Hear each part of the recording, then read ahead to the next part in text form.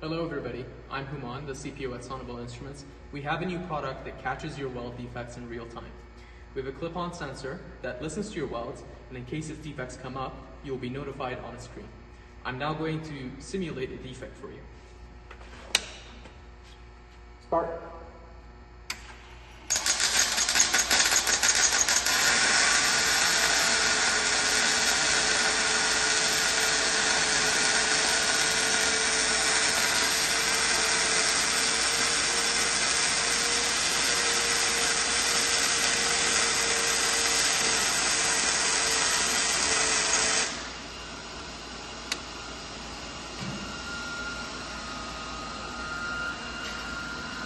All right, so as you can see, the main portion of it, 25% through 95% of the weld is all defect. And looking at the actual weld itself, you can see it's the second part here.